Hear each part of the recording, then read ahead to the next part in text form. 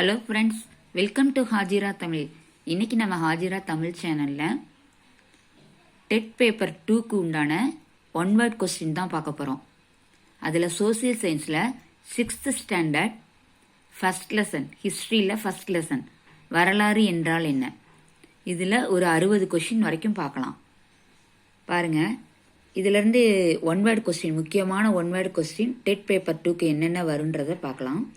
First பாருங்கள், வரலாற்றினுடைய காலம் எதில் கணக்கிடப்படுகிறதுன்னு கேட்பாங்க. வரலாற்றினுடைய காலம் ஆண்டுகளில் கணக்கிடப்படுகிறது. அதுக்கப்புறம் வரலாறு என்பது எதன் பதிவுன்னு கேட்பாங்க. வரலாறு என்பது கடந்த கால நிகழ்வுகளினுடைய காலவரிசை பதிவு. நெக்ஸ்ட் பாருங்க, வரலாறு என்பது எந்த மொழியிலிருந்து பெறப்பட்டது அப்படின்னா அது ஒரு கிரேக்க மொழிச்சொல். வரலாறு என்பது ஒரு கிரேக்க மொழிச்சொல். வரலாறு என்ற சொல் எதிலிருந்து பெறப்பட்டது அப்படின்னா ஹிஸ்டோரியா. வரலாறு என்ற சொல் கிரேக்க சொல் ஹிஸ்டோரியா என்பதிலிருந்து பெறப்பட்டது. அதனுடைய அர்த்தம் என்னன்னா விசாரிப்பதன் மூலம் கற்றல். ஹிஸ்டோரியா அப்படின்னா விசாரிப்பதன் மூலம் கற்றல். அதுபோல இந்த சைட் பாருங்க, நெக்ஸ்ட் பாருங்க, அந்த காலத்துல என்னவெல்லாம் நடந்தன என்பதை எதன் மூலம் அறியலாம் அப்படின்னா நாட்குறிப்பு. அந்த காலத்துல நடந்ததை எதன் மூலம் அறியலாம்னா நாட்குறிப்புகள் மூலம் அறியலாம். வரலாற்றுக்கு முற்பட்ட காலத்தில் நம் முன்னோர்கள் பயன்படுத்திய கருவிகளின் பெயர்கள்னு கேட்டாங்கன்னா கற்கருவிகள். அதுபோல முன்னோர்கள் பயன்படுத்திய கற்கருவிகளை கொண்டு எதை நாம் தெரிந்து கொள்ளலாம் அப்படின்னாங்கன்னா அவர்கள் வாழ்ந்த காலமும் அவர்களுடைய வாழ்க்கை நிகழ்வுகளையும் தெரிந்து கொள்ளலாம். நெக்ஸ்ட் பாருங்க, நாணயம் அதன் வரலாறு தொடர்பான அறிவியல் சார்ந்த துறையினுடைய பெயர் நாணயவியல். நாணயங்கள் பற்றிய படிப்பும் நாணயவியல். நெக்ஸ்ட் பழங்காலத்தில் மனிதர்கள் எப்படி வேட்டையாடினார்கள் அப்படின்னு கேட்டாங்கன்னா பாறை ஓவியங்கள் மூலம். பழங்காலத்தில் மனிதர்கள் எப்படி வேட்டையாடினார்கள் அப்படின்றத நம்ம எப்படி தெரிஞ்சுக்குவோம்னா பாறை ஓவியங்கள் மூலம். பாறை ஓவியங்கள் எங்கு வரையப்பட்டுள்ளன அப்படின்னா குகை சுவர்களில் வரையப்பட்டுள்ளன. பாறை ஓவியங்கள் குகை சுவர்களில் வரையப்பட்டுள்ளன. அதுபோல வேட்டைக்கு போக இயலாதவர்களுக்கு அங்கு என்ன நடந்தது அப்படின்றத எப்படி தெரிஞ்சுக்குவாங்கன்னா பாறைகளிலும் குகை சுவர்களிலும் ஓவியங்களை தீட்டினதை வச்சு தெரிஞ்சுக்குவாங்க. நெக்ஸ்ட் பண்டைய மனிதர்களினுடைய பொழுதுபோக்கு அப்படின்னு கேட்டாங்கன்னா பண்டைய மனிதர்கள் பொழுதுபோக்குக்காக அவர்கள் என்ன செய்தார்கள்னு கேட்டாங்கன்னா பாறைகளிலும் குகை சுவர்களிலும் ஓவியம் தீட்டினார்கள். அதுபோல பண்டைய மனிதர்கள் குகைகளில் வாழ்ந்தபோது பாறைகளில் வரைந்த ஓவியங்களின் பெயர்கள் பாறை ஓவியங்கள்.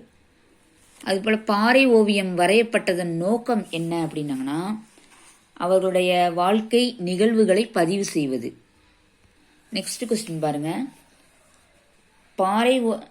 பாறை ஓவியம் வரையப்பட்டதன் நோக்கம் அது நம்ம பார்த்துட்டோம். கற்கருவிகளை பயன்படுத்தியதற்கும் எழுதும் முறைகளை கண்டுபிடித்ததற்கும் இடைப்பட்ட காலம் எந்த காலம்னு கேட்டாங்கன்னா வரலாற்றுக்கு முந்தைய காலம்.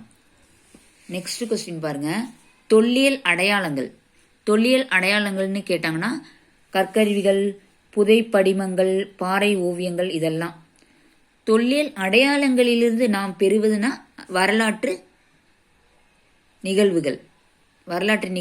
தொல்லியல் தகவல்கள் தொல்லியல் அடையாளங்களிலிருந்து நாம் பெறுவது என்னன்னு கேட்டாங்கன்னா வரலாற்று தகவல்கள் பெறுகிறோம்.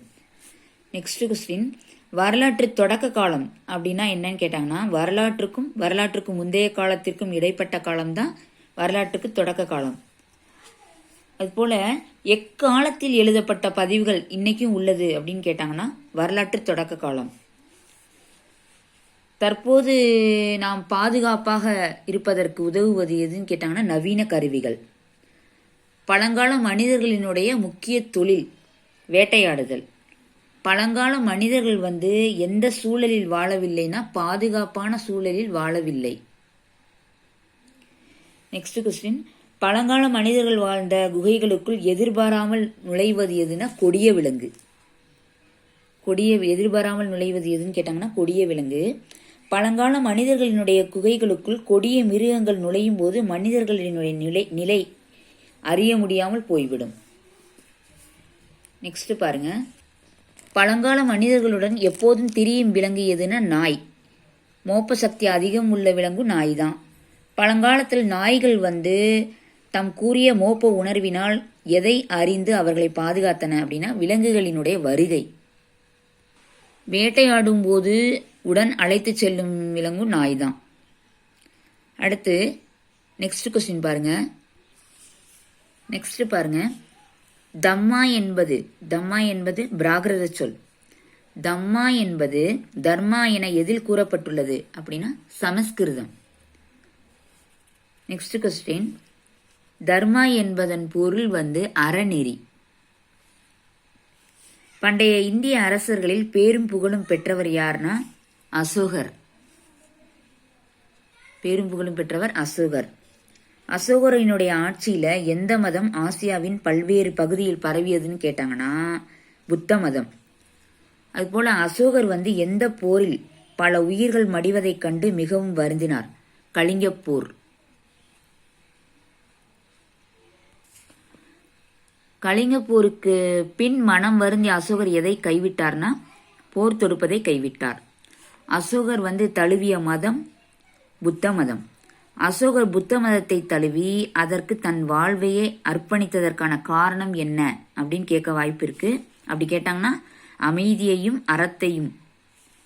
நெக்ஸ்ட் கொஸ்டின், அசோகர் எப்பண்பு முன்மாதிரியாக விளங்கியது?